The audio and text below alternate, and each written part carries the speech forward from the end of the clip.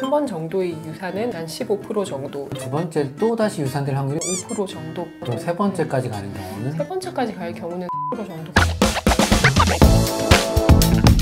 안녕하세요. 최신의 의료 정보를 환자 입장에서 윤리적으로 설명하는 삼신 의사입니다. 습관성 유산이나 반복 착상 실패 이런 얘기를 좀 해보려고 합니다. 약간 좀 마음 아픈 내용이기도 해요. 유산의 종류가 어떻게 될까요, 선생님? 일단 교과서적으로 얘기를 하는 거는 20주 이전에 본인의 의도와는 상관없이 애기 심박동이 멈춰서 태아가 만출이 되는 경우를 얘기합니다. 20주 이후는 조산이라고 그래요. 왜 조산이라고 하냐면 우리나라 그 서울대병원 산부인과에서도 그렇고 삼성병원 소아과에서도 같이 발표를 했지만 21주 정도 되면 소아과 선생님들 요즘 능력이 굉장히 탁월하셔서 아이를 살려요. 유산의 개념이 조산으로 바뀌는 시기가 20주다. 그러니까 내가 21주, 22주인데 어떤 유산기가 있다 그러면 소아과 선생님의 도움을 받아서 아이를 꼭 살려야겠다는 생각을 좀 가지시는 게 굉장히 저는 좀 중요하다고 봅니다. 자, 그럼 임상에서는 보통 어떤 경우에 유산이라고 얘기를 할까요? 임신 시도를 하셔서 임신 수치가 피검사로 확인이 됐는데 초음파상으로 아기집이 확인이 되지 않는 경우나 초음파상에서 아기집이 확인이 됐는데 다음 단계인 아기가 확인이 되지 않거나 다음에 다시 왔는데 심박동이 갑자기 멈춰 있는 상태라던가 이런 경우를 이제 유산이라고 보통 얘기합니다.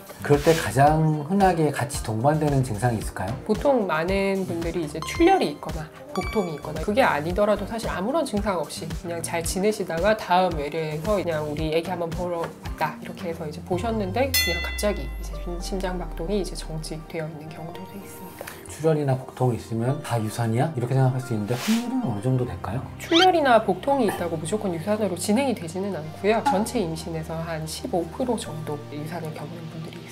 그럼 복통이나 출혈이 있을 때 어떻게 할까요? 임신하고 나서 출혈이 있다라고 하시는 경우는 생각보다 굉장히 많이 있고 초반 임신에서 한 4분의 1 그럴 때 평소랑 다른 운동이나 아니면 생활적인 부분에서의 변화가 있었는지 이런 것들 여쭤봅니다. 그런 것들이 없으셨다라고 하면 평소보다 조금 무리하지 말라고 일단 말씀을 드리기도 하고 유산 방지 주사라든지 이런 부분들 약간 호르몬적으로 좀 도움을 드릴 수 있는 부분이 있으면 하는 것 같아요. 아기가 유산될까봐 걱정도 되니까 주위 사람들한테 임신이다 이거 언제쯤 알리면 좋을까요? 초기 임신은 변수가 굉장히 많을 시기니까 본인이 특별히 새로운 활동을 하지 않더라도 변수가 많을 시기이기 때문에 아기 크기가 그래도 한 1cm 정도는 넘고 난 다음에 그래도 주변에 말씀을 드리는 게 낫지 않을까 싶습니다. 왜냐하면 그 정도 크기로 이제 자라고 난 다음에는 뭔가 안 좋은 일이 일어날 가능성이나 이런 부분들이 많이 낮아지기 때문에 1cm면은 몇 주일까요? 1cm면 그래도 한 8주 그렇죠. 정도? 7, 8주 정도 네.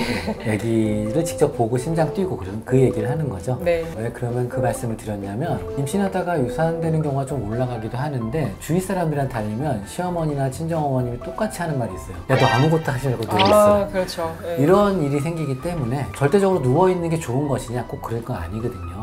누워있으면 또 혈전도 생길 수 있으니까 무리하지 않는 정도가 중요한 거지 일찍 알리는 것보다 조심스럽게 생활하시는 걸 권장드리죠. 자, 이제 오늘의 메인 컨텐츠 설명을 좀 드릴게요. 유산은 도대체 왜 될까? 몇 차례의 유산을 경험을 했느냐 그게 사실 제일 중요할 것 같습니다. 한 번 정도의 유산은 아까 말씀드렸듯이 한 15% 정도 초기에 일어나는 그런 유산의 한 절반 이상 정도는 염색체 이상 근데 이제 유산이 반복적으로 일어났을 경우에 그럴 때는 면역학적 이상이나 유전적 이상, 자궁 쪽의 해부학적 이상, 호르몬적 이상 다른 여러 가지 요인들이 깔려 있을 수 있기 때문에 그때는 검사를 좀 추가로 진행을 하게 됩니다. 엄마의 면역 시스템과 태아의 면역 시스템이 부딪히면서 혈전이나 이종 반응이 생겨서 흘러내리는 경우가 면역학적인 치료를 검사를 하고 치료를 하기도 하죠. 많은 분들이 그러면 NK, 태아 살해세포라고 하죠. 시험관 하시는 분은 다 아시더라고요. 그런 검사를 해서 필요하면 약을 쓰고 수액을 치료하기도 하고 또 임상에서 보다 보면 생각보다 효과가 많이 좋습니다. 많은 분들이 그러면 왜 처음부터 그런 검사 안 했죠? 이렇게 물어볼 때는 어떤 입장이세요? 많은 병원에서 초반에 한 번 유산을 경험했다고 해서 무조건 그런 반복 유산에 대한 검사를 진행하지 않는 이유가 일단은 처음에 한 번 유산은 염색체 이상으로 인한 경우들이 일단 대부분을 차지하고요. 검사들이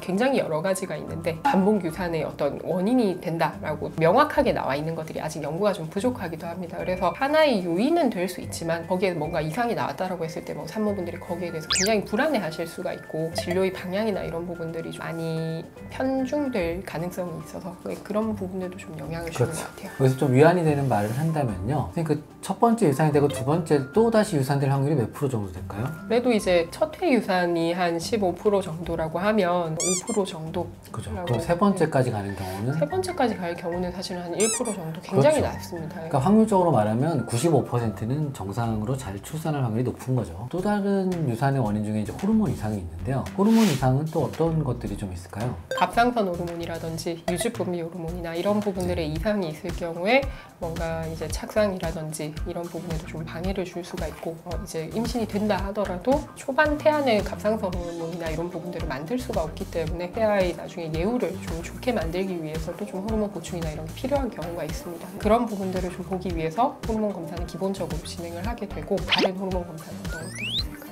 저는 이제 어떻게 보냐면요. 요즘에는 고령 산모분들이 많으셔서 의외로 난소 기능이 좀 낮은 경우가 많아요. 그러다 보니까 이제 황체기를 보강을 좀 세게 한다고 하죠. 더 세게 이렇게 받쳐주는 정도? 이제 아령을 드는데 좀 옆에서 도와주는 정도가 되면 조금 더 착상 확률이 좋아지고요. 또 그런 내용 중에 뭐가 있냐면 난이무사만 보인다고 알 수도 있는데 자궁이 이상 있는 경우가 꽤 많아요. 많은 경우에 이제 중격 자궁 사이에 아기가 이제 자리 잡는 곳에 뭔가 막이나 이런 부분들이 있는 경우가 있습니다. 당연히 착상을 방해할 수 있고요. 그리고 착상이 된다 하더라도 이후에 뭔가 발달한다던가 이제 성장이나 이런 부분들을 조금 저해할 소지가 있기 때문에 중격 자궁이나 이런 소견이 보이면 자궁경 수술을 통해서 조금 교정을 하시는 걸 권장드리고, 그 외에도 쌍각 자궁이나 중복 자궁 이런 다양한 여러 가지 소견들이 있겠지만 그 하나하나의 케이스에 따라서 저희가 이제 치료 가능한 부분들에 대해서는 치료를 하고 그냥 유지를 하신 상태에서 임신이나 이런 부분들을 좀 진행을 하는 경우도 있습니다. 유산에 대한 검사나 치료를 하려고 할 때 그걸 제일 많이 보는 선생님들한테 진료를 보는 게 저는 제일 좋다고 봐요. 난임을 하다 보면 시험관이라는 게 유산율이 꽤 있거든요. 그리고 네. 당장 초기부터 보기 때문에 이거를 어떻게 치료할지 대강 알아요. 그리고 그거에 맞게 필요한 경우 교정을 하게 하시기도 하고 저희가 직접 해드리기도 합니다. 그 다음에 이제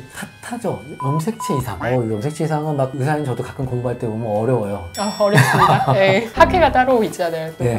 염색체 이상을 알게 되고 고민했던 시기가 옛날에는 많지 않았어요. 벌써 30이면 아이를 출산한 경우가 많았기 때문에 염색체 이상의 확률이 높지 않았는데 35세 이상이 넘어가면서부터는 염색체가 좀 생겨서 40대 이상에서는 4명 중 1명, 5명 중 1명 정도 유산 확률이 생기기도 하더라고요. 선생님, 그러면 어떤 다른 문제가 됐는데 이거를 어떻게 치료하나요? 치료를 한다라기보다는 아무래도 고령 산모분들한테서는 말씀하신 것처럼 나이에 따라서 이상이 있는 배아가 만들어질 가능성이 굉장히 높아집니다. 저희가 이전 임신에서의 어떤 그런 기왕력이나 아니면 현재 나이나 이런 부분들 고려해서 착상 전 유전 검사 이런 부분들도 좀 권장드리기도 하죠. 생활 습관 중에 어떤 게 있을까요? 생활적으로 교정할 수 있는 부분이라면 제일 기본적으로 술, 담배, 극심한 스트레스 상황에 있을 경우에 뭔가 스트레스 유발 물질이 아무래도 착상이나 이런 부분들에 방해가 될 수 있습니다. 제가 볼 때는 스트레스가 꽤 많은 것 같긴 해요. 생각보다 의외로 다른 호르몬들이 영향을 줘서 착상에 좀 영향을 주는 경우도 꽤 있더라고요. 자, 그러면은 어떤 사람이 과연 진료를 바로 보러 가는 게 있을까요? 기본적으로 나이가 사실 제일 중요할 것 같습니다. 네. 고령 임신이나 이런 부분들이 증가하고 있는 추세지만 시대의 트렌드와 상관없이 교과서적으로는 35세 이상의 약간 고령 임신, 좀 임신 시도 초반부터 난임 병원 의사들이랑 상담을 하실 걸 권장을 드리고요. 사실 그 퀴즈예요, 퀴즈. 갑자기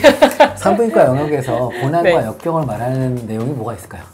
과 비슷한 단어가 있긴 있더라고요. 저는 이게 알 것 같습니다. 네. 보통 이제 나팔관이라고도 네. 하고 좀 어려운 말로 하면 난관이라고도 얘기를 하죠. 그렇죠. 예. 수많은 난관을 거친다 이런 얘기를 하잖아요. 수정이 되는 게 의외로 나팔과 난관에서 수정이 되고요. 그렇죠. 여기서 다시 들어와서 착상이 된단 말이에요. 그러니까 이 난관을 극복해야 네. 착상이 되고 문제가 없으니까 설명을 드리는 건 이런 난관이 와도 그걸 어떻게 마주하고 또 어떻게 회복하고 어떻게 다시 진행하는가에 따라서 예후는 훨씬 좋아지시는 것 같아요. 자, 누군가 이야기해요. 선생님, 그 유산 환자 보면 힘들지 않나요? 그러면 어떻게 대답을 할까요? 사실은 마음은 굉장히 아프죠. 이렇게 생각나시는 분들이 아직까지 있고 이제 저한테 보시다가 다시 만나시지 못하게 되는 분들 중에서도 이제 지금 잘 지내고 계실까 이런 생각이 드는 분들이 있습니다. 근데 어쨌든 이제 그런 분들에게 이제 저희가 제대로 된 치료를 해주고 뭔가 원인을 찾아주고 그 마음을 위로해주는 게 결국 난임 의사들이 하는 일이고, 그런 걸 저희가 하지 않으면 또 누가 하겠습니까? 일의 목적으로 보면 사명감이라는 거거든요. 중환자실에 환자가 아파서 누워있는데 가족들은 울어요. 근데 거기서 그거를 냉철하게 치료하는 의사까지 울어버리면 그 환자를 치료할 사람은 없을 거라고 보거든요.